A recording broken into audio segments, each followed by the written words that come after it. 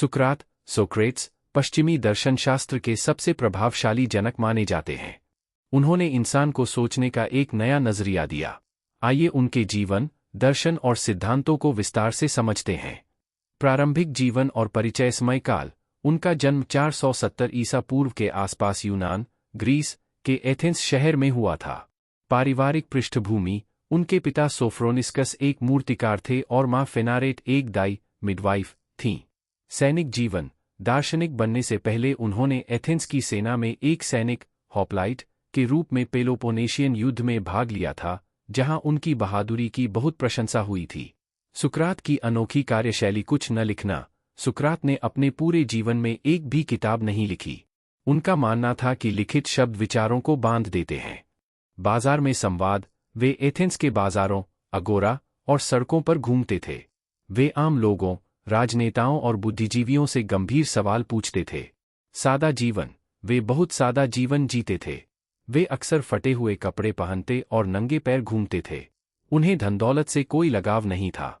एक मुख्य दार्शनिक विचार और पद्धतियां। विषय। सुकरात का दृष्टिकोण। सुकराती पद्धति, सोक्रेटिक मेथड। वे किसी को सीधा जवाब नहीं देते थे। वे लगातार ऐसे सवाल पूछते थे जिससे सामने वाला खुद अपनी अज्ञानता को पहचान ले। इसे द्वंद्वात्मक पद्धति भी कहते हैं।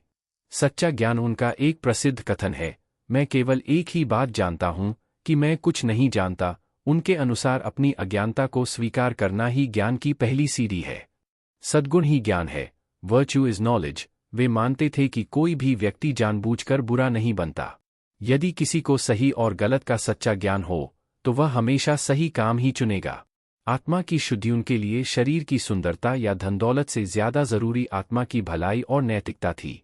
ऐतिहासिक मुकदमा और मृत्यु आरोप। एथेंस के लोकतंत्र में जब अस्थिरता आई तो वहां के नेताओं ने सुकरात को एक खतरे के रूप में देखा। उन पर दो मुख्य आरोप लगाए गए, युवाओं को गुमराह करना और राज्य के देवताओं को न मानकर नए देवताओं को गढ़ना। मुकदमा। 399 ईसा पूर्व में 500 नागरिकों की जूरी के सामने उन पर मुकदमा चलाया गया।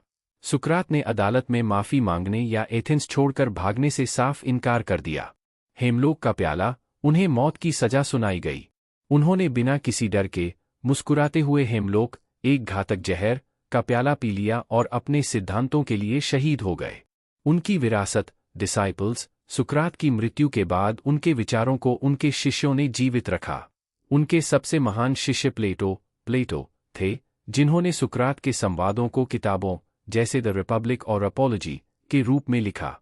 आगे चलकर प्लेटो के शिष्य एरिस्टोटल हुए। इन तीनों को प्राचीन दर्शन की त्रिमूर्ति कहा जाता है। यदि आप चाहें तो मैं आपको सुकरात के अदालत में दिए गए भाषण, अपोलॉजी, या उनके शिष्य प्लेटो के साथ उनके संबंधों के बारे में और विस्तार से बता सकता हूं। आपको किस हिस्से के बारे में और जानना है?